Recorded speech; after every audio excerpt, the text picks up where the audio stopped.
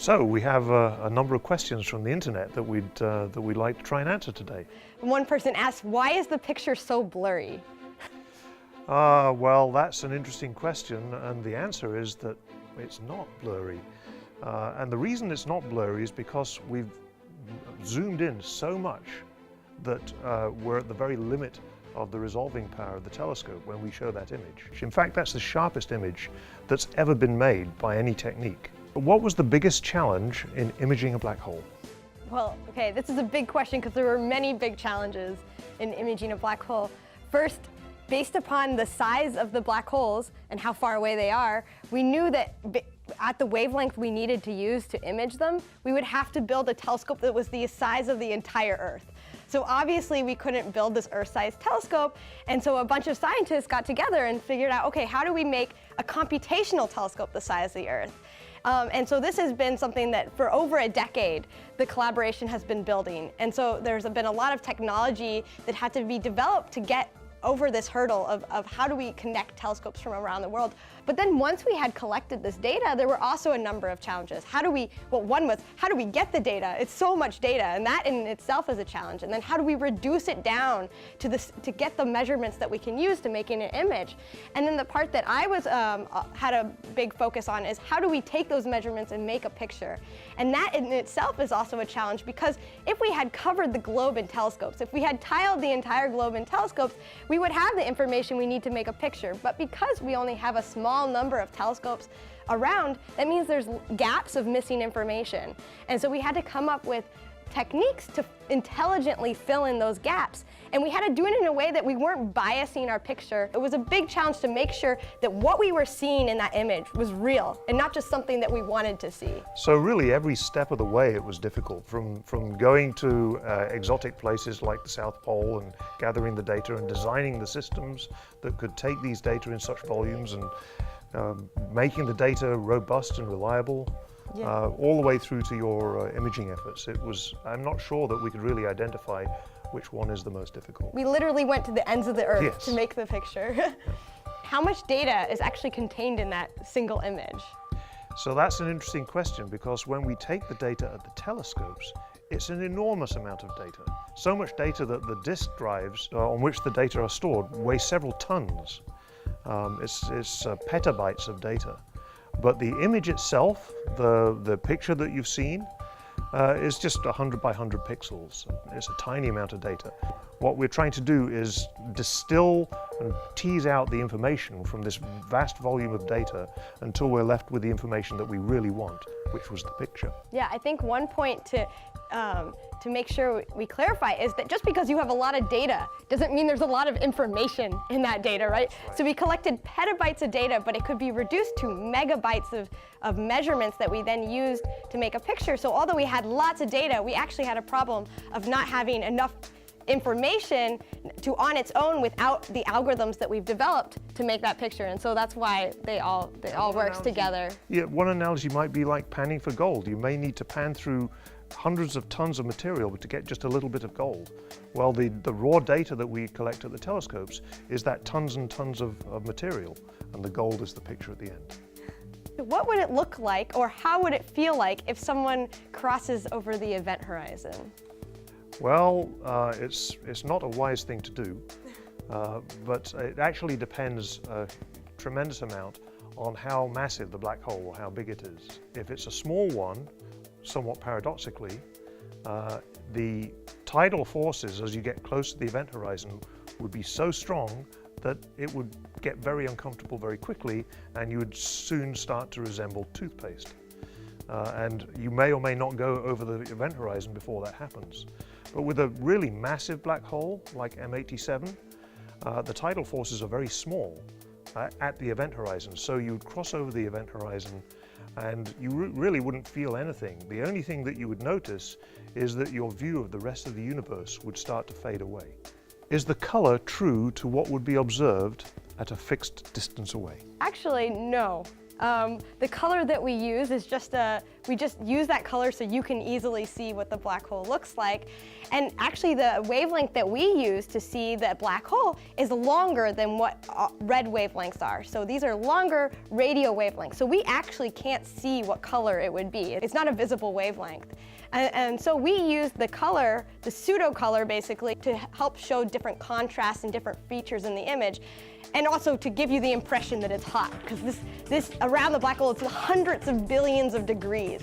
It's incredibly hot, and that's what allows it to glow brightly like that. But really, we could have used any color, and we played around with different colors. When we were deciding what color to use, we showed it in blue and purple and in grayscale as well. And we thought that it came across best and most accurately in the orange and red color scheme that we used. And it seems like everybody liked it. Hopefully. What's next? Will you be imaging the center of the Milky Way galaxy soon? So there are two primary targets for the Event Horizon Telescope. One is the black hole that we showed you a picture of, the black hole in the center of the M87 galaxy, 55 million light years away. And the one is called Sagittarius A star, which is at the center of our own Milky Way galaxy. So those are the two that we think that with the resolution of an Earth-sized telescope that we would be able to see. But these are actually very different black holes. So because of their size, the M87 black hole, because it is 6.5 billion solar masses, that means that it's so big that gas is not moving around it that fast. And so over the course of a night, we can assume that the measurements that we take are all coming from the same picture of the black hole. It's essentially, you can think of it as a static black hole within the course of a night. However, it's a very different case for the black hole in the center of our Milky Way. So this is because it's a much smaller black hole, that means that gas is zipping around it incredibly fast, and depending on how fast the black hole is spinning, you can make a full orbit of matter every 4 to 30 minutes. And so that means that as we are watching the black hole and getting measurements over the course of a night that we use to make these pictures, it's evolved drastically. And so in order to make an image of our Milky Way's black hole, we have to consider, not just what image are we seeing, but what video are we seeing over the course of a night. So Colin, we're asked, are there plans to get more detailed images of black holes? Yes, absolutely. And there's various ways that we can do that. We want to get more resolution, more magnification, to see more details in these black holes. And there's two ways to do that. One is to take the radio frequency that we're using, which is 230 gigahertz, that's 1.3 millimeter wavelength, and go to even higher frequencies, even shorter wavelengths. That gives you more resolution, more sharpness. The other way is to go to a telescope that has an extent that's even larger than the Earth. And the only way to do that is, of course, to go into space. There are indeed plans to do both of these things. And if we do both of them together, then the resolution, it builds upon both of these mechanisms. The more resolution we can get, the better. There's lots of very fine-scale structure that is predicted to be in these black hole images that we can't yet see, but we're certainly going after it. Yeah, I think one thing is, this image is really just the beginning. We have shown that there is this extreme laboratory where we can use this instrument to basically study gravity and black holes, and we can go back and refine our instrument, improve it, both the instrument and the algorithms, to see more. And I think that that's really exciting. Yes, and there's another way that we can improve the image besides just making the image sharper. We can also make the image so that we can see fainter things on the picture. And there's really interesting things that are expected to be happening around that black hole that we currently can't see in the image that was just produced. If someone is interested in pursuing research in this area, what advice would you give to that person? Yeah, well, first I think that we need lots of people working on this. This project really required an international collaboration of people with different backgrounds to come together to make this result. So we're happy to recruit you, and come to the project and work on it. But one thing is, if you're interested in working on this, I think follow your passion first, because I think that whenever you work on things that you are curious about, that you're passionate about, you do the best work.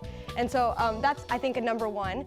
Number two is, work hard in school, study the fundamentals, math, science, all these skills are things that you actually do use. And I know that even classes I took in college that I thought I'd never use again, I'm using all the time now in this project. And so you never know when they're gonna crop up. But even so, doing research is so different than doing homework. You know, it's a different level. It's not just, you don't know that there's a correct answer all the time. And so, you know, don't get discouraged with homework 2, because creativity, along with this knowledge you learn through school, I think is so important in order to do these projects and to think about what we can do in the future. I think, continue, I think, with that spark. And be curious all the time. Yes. This has been great. Thank you for all the questions. They're great questions, and we've certainly had fun answering them. One thing that's really stunned us is how popular this result has been, how much attention it has garnered. And we've been delighted today to be able to answer just a few of the millions of questions that must be out there.